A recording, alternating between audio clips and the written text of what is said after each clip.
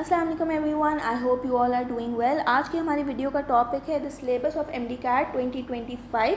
हम लोग एक एक चीज़ बिल्कुल डिटेल से डिस्कस करेंगे, तो आप लोगों ने ये वीडियो लाजमी एंड तक देखनी है कि ताकि जो लोग फ्रेशर्स हैं या जो रिपीटर्स हैं उनके लिए मैं चेंजेस बताऊँगी कि 2024 और 2025 की गाइड में क्या क्या चेंजेस आए हैं, एंड उसके अलावा आपको शुरू से ही एक लेकर चलूँगी। ठीक है, तो वीडियो को एंड तक देखिएगा और लाइक भी कर दीजिएगा। जज़ाकल्लाह।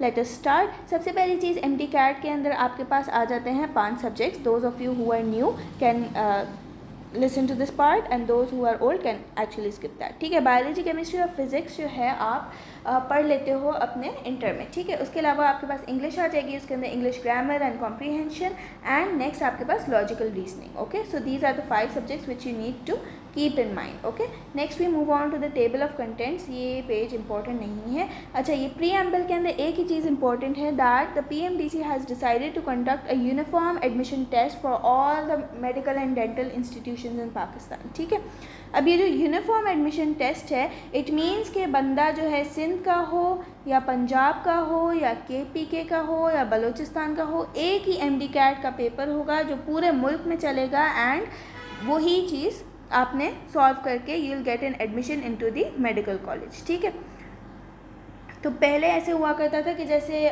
KPK का कोई और लेता था, KMU लेता था, पंजाब का UHS लेता था, सिंध का NTS लेता था, लेकिन this is not the case now. Okay, now we move on to the structure. Total MCQs हमारे पास 180 आएंगे। Duration is 3 hours. This is paper based. आपको क्या दिया जाएगा, OMR शीट दी जाएगी, उसके ऊपर आपने अपने आंसर्स को मार्क करना है। ठीक है, एंड इसकी पासिंग परसेंटेज है 55% for MBBS and 50% for BDS, and उसके अलावा नेगेटिव मार्किंग नहीं होगी। Those of you who are not aware about the negative marking, ये होता बेसिकली ये है कि अगर आपने एक आंसर गलत मार्क कर दिया तो उसके लिए एक और मार्क तो नहीं कटेगा। ठीक है, तो एक आंसर अगर आपने गलत किया तो आपके 2 मार्क कट जाएंगे। So this is not the case. अगर आपने एक आंसर गलत किया है तो उसके लिए आपका एक ही मार्क कटेगा। ठीक है, नेक्स्ट हम मूव ऑन करते हैं टू द वेटेज। सबसे ज़्यादा वेटेज जो है हमारे पास बायोलॉजी का है, बिकॉज ऑब्वियसली आप मेडिकल फील्ड में जाने वाले हो। नेक्स्ट हमारे पास केमिस्ट्री का है, दैट इज़ 45 MCQs।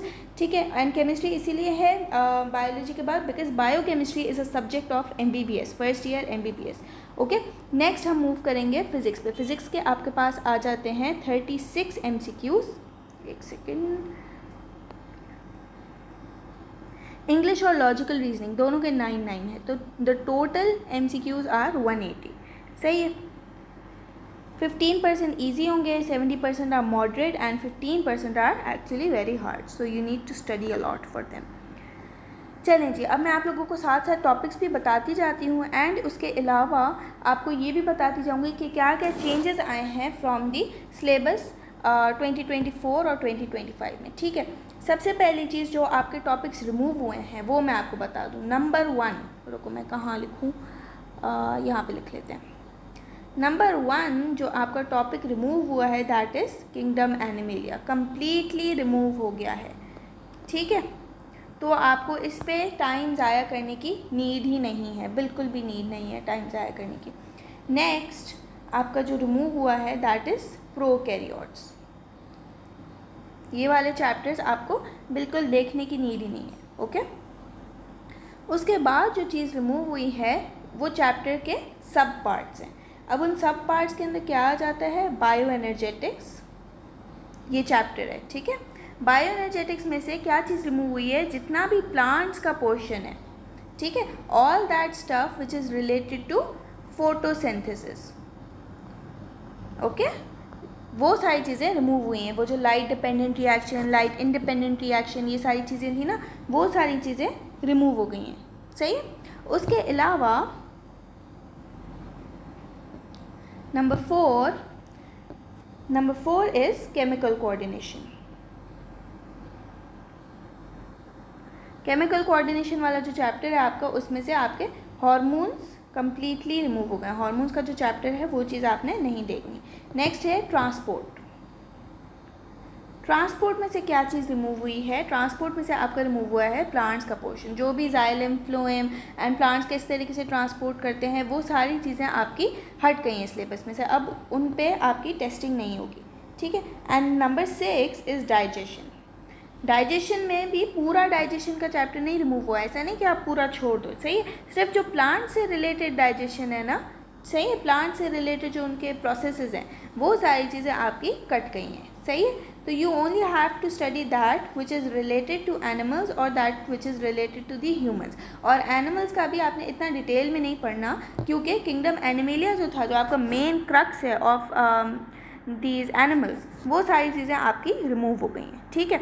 अब मैंने आपको बता दिया कौन कौन सी चीज़ें रिमूव हुई हैं। अब ये भी बता ही देती हूँ कि कौन कौन सी चीज़ें ऐड हुई हैं, फिर हम एक ही दफ़ा सिलेबस को रिव्यू करेंगे, ठीक है। अब जो टॉपिक्स ऐड हुए हैं,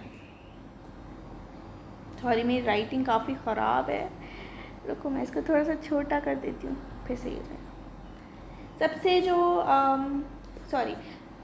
टॉपिक्स जो ऐड हुए हैं वो है बायोटेक्नोलॉजी। बायोटेक्नोलॉजी के अंदर आपके पास आ जाएगा जेनेटिक्स पूरा, ठीक है, जेनेटिक इंजीनियरिंग, ऑलराइट। वो सारी चीज़ें आपके पास, जो टेक्निक्स हैं वो सारी चीज़ें आपके पास ऐड हो गई हैं, सही है। नेक्स्ट हमारे पास जो चीज़ ऐड हुई है, नंबर 2 इज़ होम्योस्टैसिस,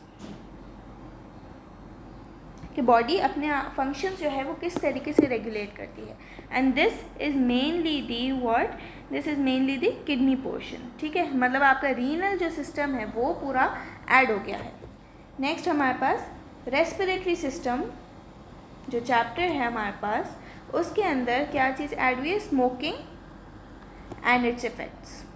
स्मोकिंग इतनी कॉमन हो चुकी है कि आपको ये चीज़ भी आनी चाहिए कि स्मोकिंग क्या होता है एंड उसके इफ़ेक्ट्स क्या आते हैं ऑन दी ह्यूमन बॉडी, सही है। तो ये टॉपिक्स हैं जो हमारे पास बायोलॉजी में ऐड हुए हैं, राइट। अब हम ओवरऑल सिलेबस को रिव्यू कर देते हैं, ठीक है।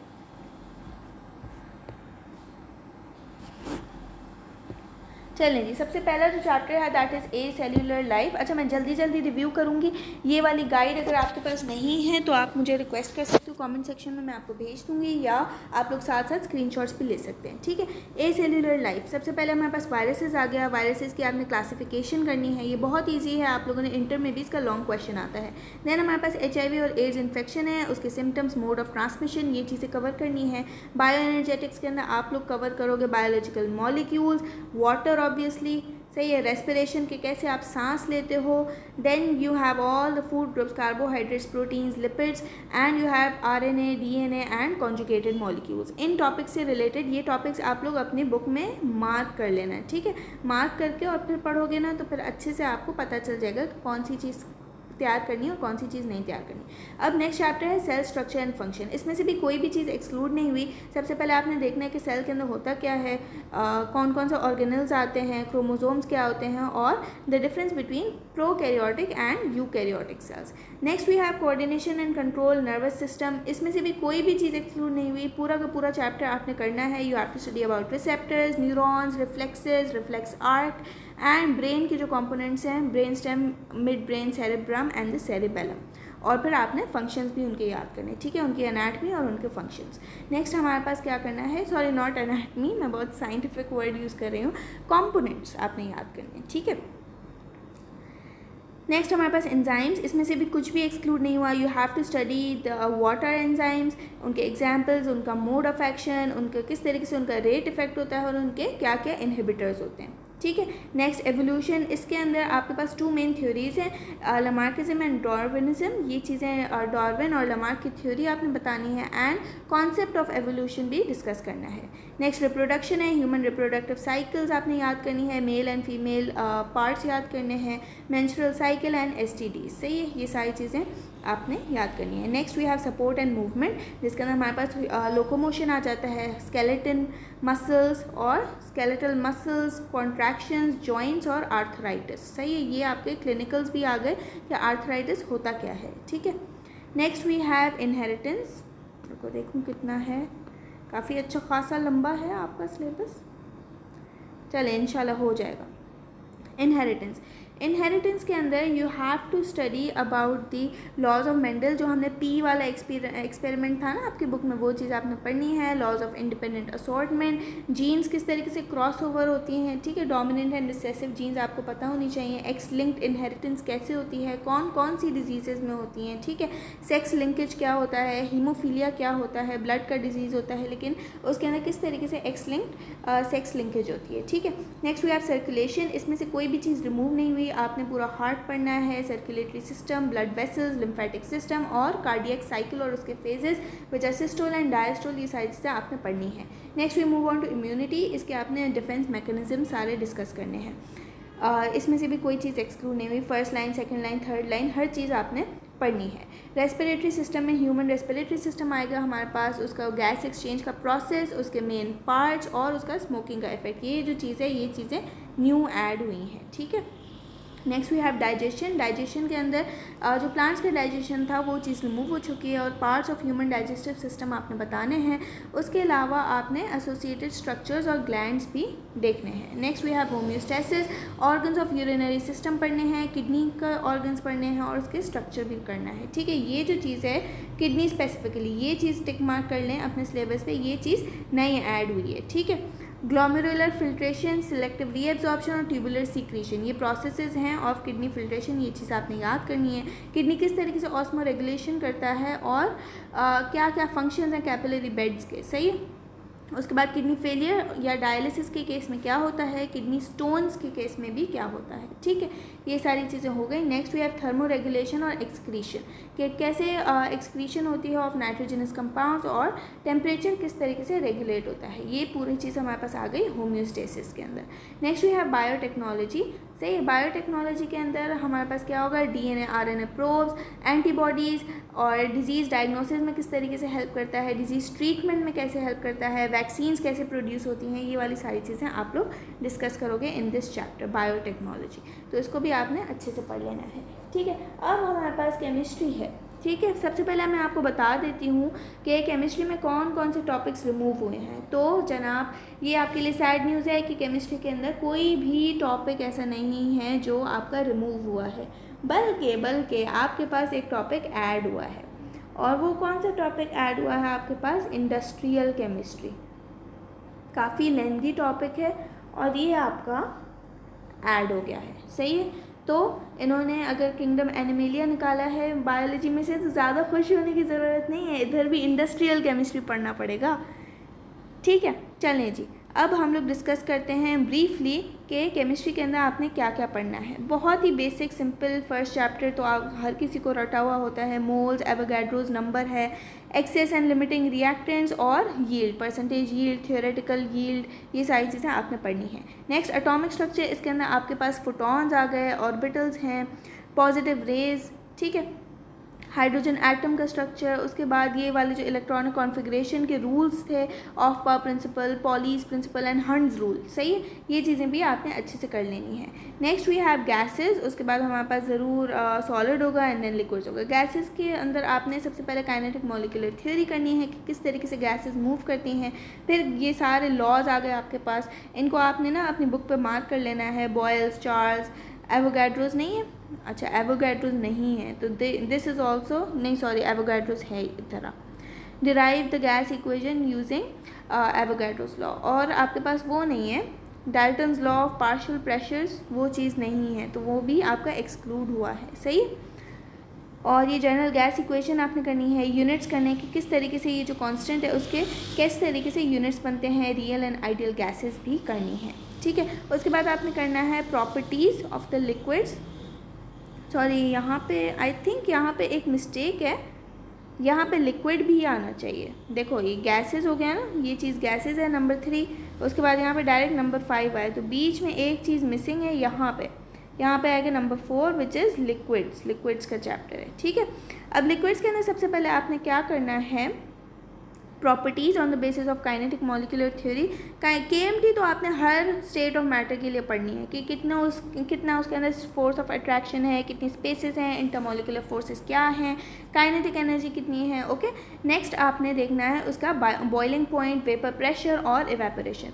Then you move on to the hydrogen bonding and the behaviour of water. सही है, एनॉमलस बिहेवियर ऑफ वाटर, ये एक शॉर्ट क्वेश्चन भी है सिंध बोर्ड के उसका क्या कहते हैं पास्ट पेपर्स का, तो ये तो जिन बच्चों ने सिंध बोर्ड पढ़ा होगा उनको तो लाजमी पता होगा। ठीक है, next we move on to solids. Solids के अंदर भी आपने सबसे पहले देखना है KMT। Then you move on to the crystalline solids, कौन कौन से ऐसे फैक्टर्स हैं जो कि इफेक्ट करते हैं शेप ऑफ सॉलिड्स को, आयोनिक और मॉलिक्यूलर क्रिस्टल्स, क्रिस्टल लैटिस और लैटिस एनर्जी। लैटिस एनर्जी क्या होती है वो भी चीज़ आपने बतानी है। Next we have chemical equilibrium, उसके अंदर Le Chatelier's principle very very important, temperature, pressure और कॉन्सेंट्रेशन की मदद से आपने देखना है कि कैसे रिएक्शन मूव करता है in forward and reverse direction. उसके बाद आपको आना चाहिए कि किस तरीके से आपने रिवर्सिबल रिएक्शन का इक्वेशन लिखना है। And next you will write about solubility products, common ion effect, buffer solution और हेबर्स प्रोसेस। हेबर्स प्रोसेस क्या होता है, सिंथेसिस ऑफ अमोनिया करता है।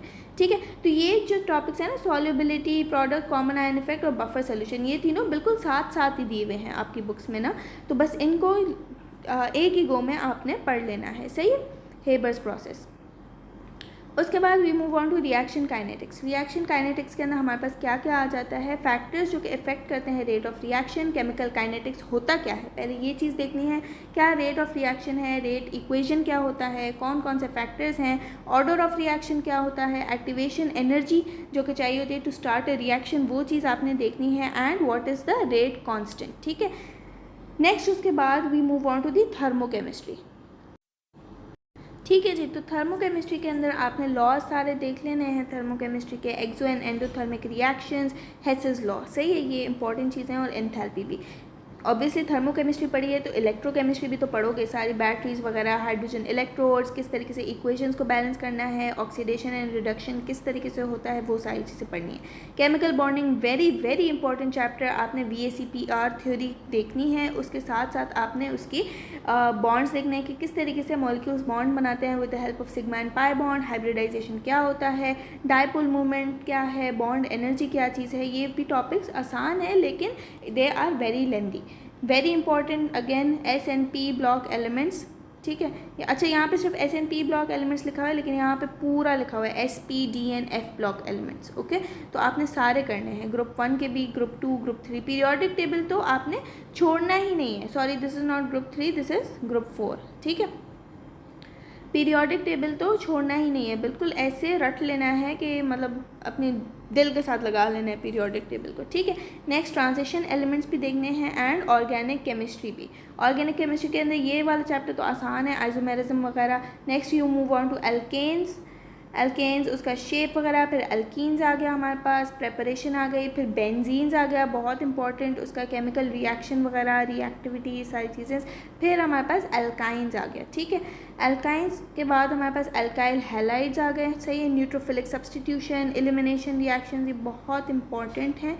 सही है, नेक्स्ट हमारे पास है alcohols, phenols, aldehydes and ketones, उसका पूरा नॉमेनक्लेचर, स्ट्रक्चर, उसके सारी की सारी reactivity, reactions, carboxylic acid and macromolecules. Macromolecules के अंदर we have proteins and we have enzymes as the biocatalyst. ठीक है, अच्छा अब अगर मैं बहुत ज़्यादा फास्ट गई हूँ थ्रू ऑर्गेनिक केमिस्ट्री तो मुझे बताइएगा इन द कमेंट सेक्शन के, ताकि मैं आप लोगों को स्लो डाउन करके फिर से समझाऊँ। लेकिन इनका फ़ायदा नहीं है क्योंकि आपने ये पूरा चैप्टर कवर करना है। ठीक है, कोई भी ऐसी चीज़ नहीं है जो आपने छोड़नी है किसी भी किताब से, तभी I just went really fast कि ताकि आपको यही हो कि भाई हमने सब कवर करना है। Okay, next we have industrial chemistry जो अभी ऐड हुआ है। ठीक है, तो इसको आपने फोकस करना है। ये एडेसिव्स, ग्लू जो बेसिकली होती है वो किस तरीके से बनती है, क्या होता है। Next we have dyes and also polymers और फिर उसके टाइप्स। ठीक है, ये चीज़ हो गई। अब हमारा केमिस्ट्री ख़त्म हो गया, शुक्र अल्हम्दुलिल्लाह, बहुत ज़्यादा लेंदी था लेकिन ख़त्म हो गया। Next we have physics. अच्छा, अब फिज़िक्स के अंदर कौन कौन से टॉपिक्स एक्सक्लूड हुए हैं, तो कोई भी टॉपिक्स नहीं एक्सक्लूड हुए, सैड टू से। लेकिन जो टॉपिक्स ऐड हुए हैं वो मैं आपको बताती चलूँ। They are vectors and equilibrium. Next is fluid dynamics and hydrostatic pressure वाली चीज़ें। फ्लूइड डायनामिक्स वाला चैप्टर ऐड हुआ है। 3 the next one is alternating current, AC current. पहले सिर्फ DC था ना, हम जब थे MD कैट में तो हमने सिर्फ DC पढ़ा था, लेकिन अब आप लोग AC करंट भी पढ़ोगे। सही है, तो ये 3 टॉपिक्स हैं, इनका स्क्रीनशॉट ले लें आप लोग बेशक कि ये न्यू टॉपिक्स ऐड हुए हैं और ये आपने पढ़ने हैं अपनी बुक्स में से। बाकी पूरा सिलेबस सेम है जैसा 2024 में था, बाकी आपने कोई चीज़ नहीं छोड़नी, कोई ऐसी चीज़ नहीं है जो एक्सक्लूड हो गई हो। तो चले हम ब्रीफली रिवाइज़ कर लेते हैं इसका फिज़िक्स का भी सिलेबस को थोड़ा सा हम लोग ब्रीफली देख लेते हैं कि ताकि आइडिया हो जाए। ओके, चलें जी। सबसे पहली चीज़ हमारे पास वेक्टर्स है। वेक्टर्स वाला पूरा चैप्टर आपने कवर करना है। Displacement, velocity time graph, projectiles, force and motion, height क्या होगी, रेंज क्या है, टाइम ऑफ फ्लाइट, न्यूटन के laws very important, collision, momentum, elastic collisions very important. Next we have work, energy, उसके बाद एनर्जी के टाइप्स क्या क्या हैं वो चीज़ें कवर करनी है। पावर देखना है आपने, एंगुलर पूरा देखना है, circular motion, angular displacement, velocity and इनके रिलेशंस। Next we have fluid drag, fluid flow, equation of continuity, ठीक है, और फिर बर्नौलीज इक्वेशन। ये बहुत बहुत ज़्यादा इंपॉर्टेंट है और ये न्यू नहीं है, जो रिपीट कर रहे होंगे MD कैट उनको पता है कि ये पिछले 2-3 सालों से इंक्लूडेड है, ठीक है।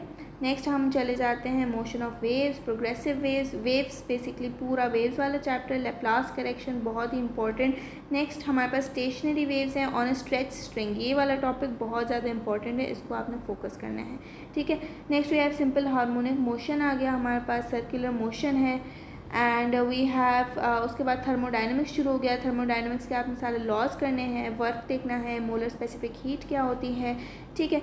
उसके बाद वी हैव इलेक्ट्रोस्टैटिक्स, उसके अंदर कूलम्स लॉ आ गया।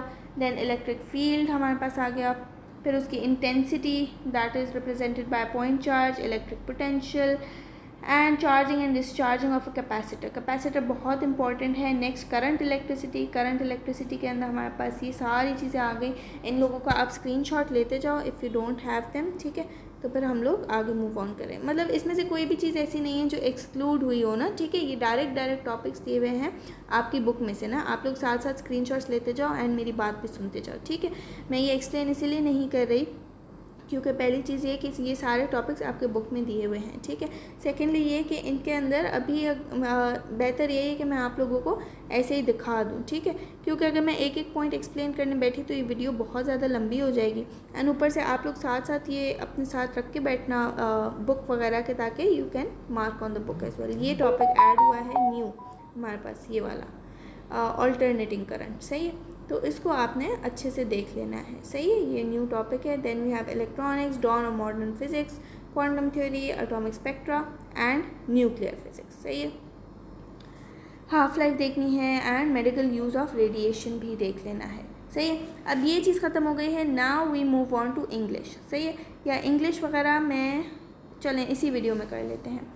आपने रीडिंग स्किल्स करनी है, सही है। सबसे पहले what you need to have is comprehension skills. कोई भी पैसेज आपको दिया जाएगा आपने उसको पढ़ना है और उसमें से जो है चीज़ें निकालनी है, सही है। चीज़ों में आपके पास क्या क्या आ जाएगा, डिफ़िकल्ट वर्ड्स, उसके सिनोनिम्स, सही है। उसके बाद आपने एग्रीमेंट करनी है, subject verb agreement, tenses, phrases, gerunds, okay, and you have preposition of time, place, movements. उसके बाद you have punctuation marks, then you have active and passive voice, direct and indirect speech, सही है। Phrases and clauses भी हैं।